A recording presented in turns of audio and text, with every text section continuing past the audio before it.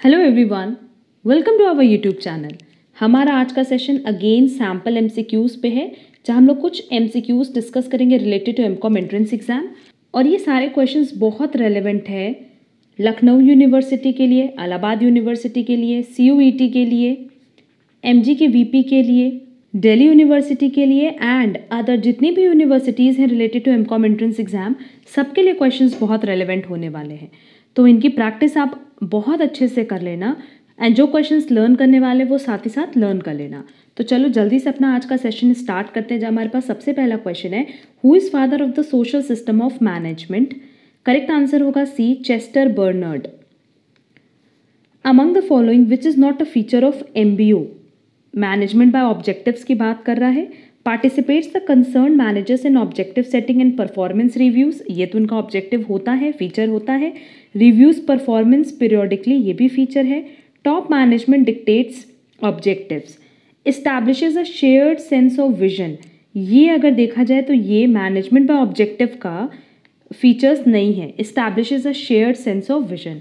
बाकी सब देखो, क्योंकि अगर हम लोग एमबीओ की बात करें मैनेजमेंट बाय ऑब्जेक्टिव, तो इसमें जो टॉप मैनेजमेंट है वो ऑब्जेक्टिव डिसाइड करते हैं और वो टाइम टू टाइम ये भी रिव्यू करते हैं कि परफॉर्मेंस किस तरह की एम्प्लॉयज़ कर रहे हैं। क्लियर? तो करेक्ट आंसर होगा डी, कि डी इसका फीचर नहीं है।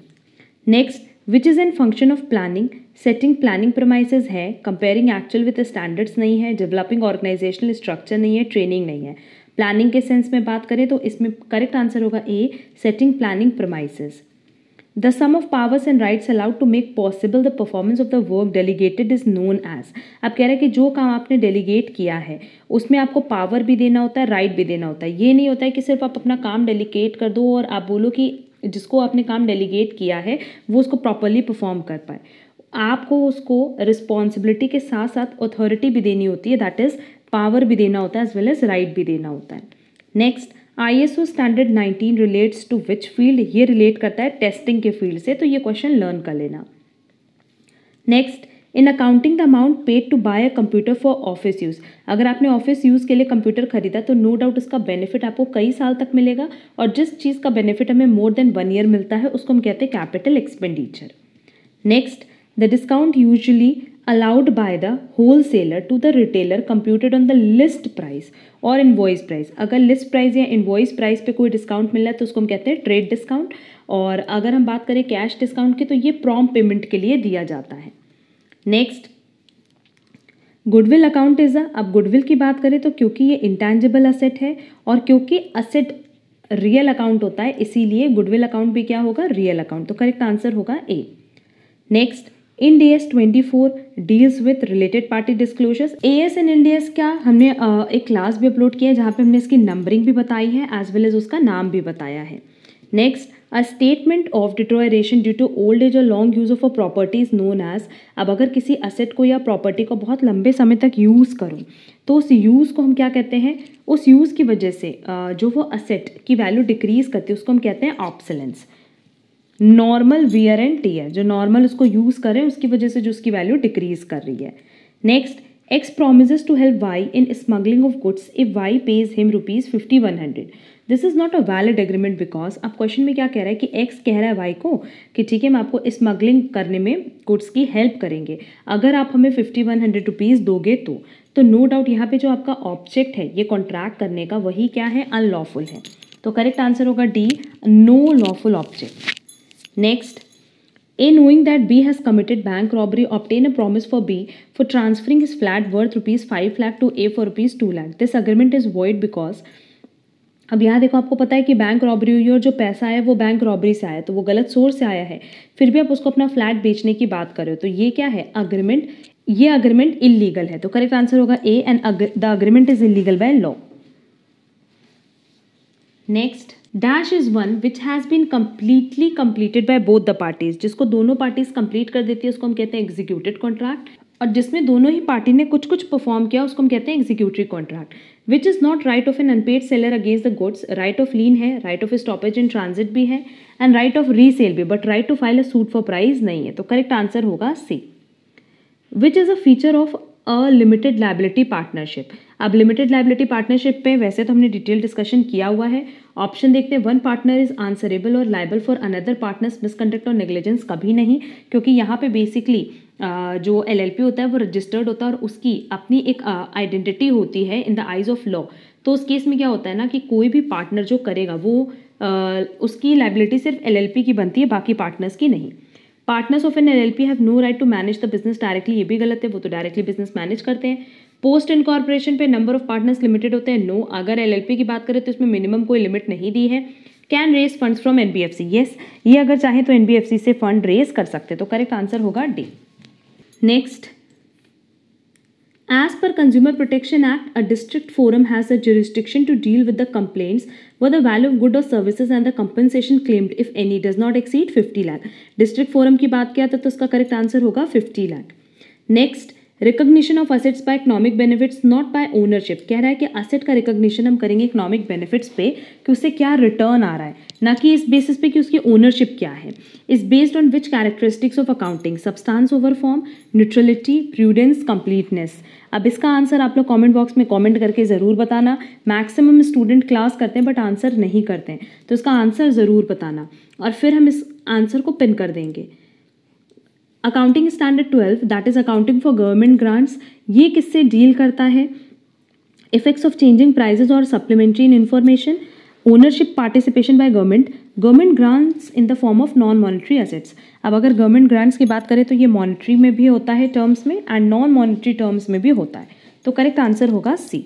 Next, employee benefits are recorded as per accounting standard. अब अगर एम्प्लॉय बेनिफिट्स की बात करें तो इसके लिए अकाउंटिंग स्टैंडर्ड 15 है, तो करेक्ट आंसर होगा B. Which is the characteristics of operating lease, the lessee will get the ownership of leased asset at the end of a lease term, ये तो फाइनेंशियल लीज में होता है। The lessee is an option to buy the leased asset, ये भी financial lease में होता है।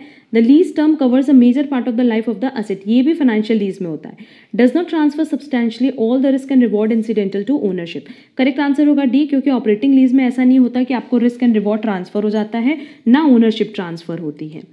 Next, which is not a scope of accounting standard 26। अब अकाउंटिंग स्टैंडर्ड 26 रिलेटेड है इंटैंजिबल एसेट से, तो फर्स्ट में इंटैंजिबल एसेट्स है, सेकंड में इंटैंजिबल एसेट्स है और थर्ड बोला deals with deferment of expenses accept in a few specific instances.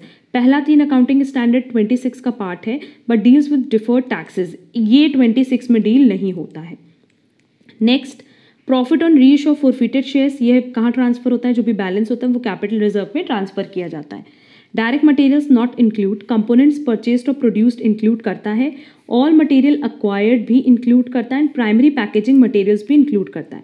But अगर कंज्यूमेबल स्टोर्स की बात करें तो ये कभी भी डायरेक्ट मटेरियल का पार्ट नहीं होता है।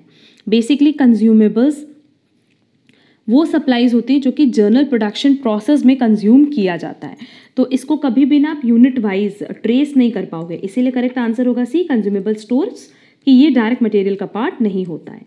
Next, which is an indirect expense, cost of special layout and cost of design और ड्राइंग्स, ये दोनों ही डायरेक्ट कॉस्ट है या डायरेक्ट एक्सपेंस है।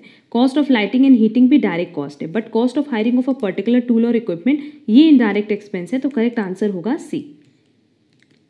Next, the cost of selecting one course of action and the losing of other opportunities to carry out that course of action is called an opportunity cost, क्योंकि opportunity cost का मतलब ये होता है कि आपने एक सेलेक्ट किया तो दूसरा आपको छोड़ना पड़ेगा alternative.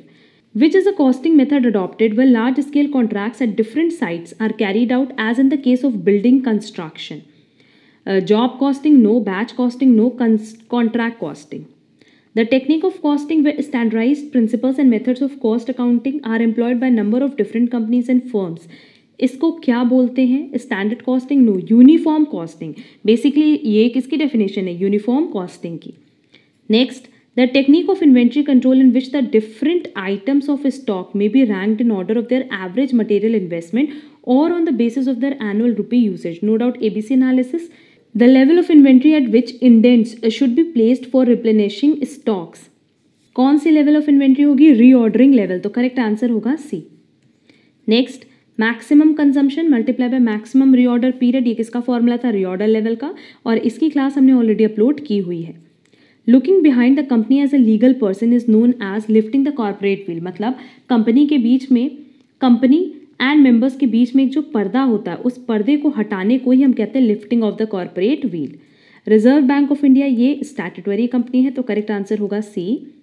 Which is a content in memorandum of association, qualification for the member no, election of the chairman no, term of office of directors no, correct answer होगा object clause. Next, unless the article required a large number dash of the total membership shall constitute the quorum at a general meeting। इसका answer भी आप लोग comment box में comment करके बताना। वैसे quorum पे हमने ऑलरेडी डिस्कशन किया हुआ है। According to the Companies Act the amount of dividend including interim dividend shall be deposited in a separate bank account. और ये जो सेपरेट बैंक अकाउंट में डिपॉजिट करना होता है वो विद इन कितने डेज करना होता है? 5 days from the date of completion. तो करेक्ट आंसर होगा ए 5।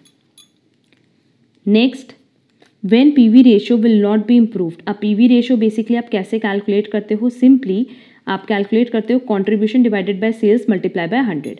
तो अगर सेल्स प्राइस पर यूनिट बढ़ी तो no doubt PV ratio improve होगा। लास्ट वाला ऑप्शन देखो, by reducing direct and variable cost. अब क्योंकि कॉन्ट्रीब्यूशन कैसे निकलता है? Sales minus variable cost. अगर वेरिएबल कॉस्ट घटा तो भी आपका पीवी रेशियो क्या होगा? इंप्रूव होगा। By switching the production to more profitable products, इस केस में भी पीवी रेशियो इंप्रूव होगा। But by increasing financial leverage, अब फाइनेंशियल लीवरेज का तो यहाँ कोई रोल ही नहीं है, तो करेक्ट आंसर होगा B. Next, the difference between the actual sales and sales at break even point, इसको हम क्या कहते हैं? Margin of safety. क्योंकि एक्चुअल सेल्स में दो चीज़ होती है, एक होता है ब्रेक इवन सेल्स और एक होता है मार्जिन ऑफ सेफ्टी।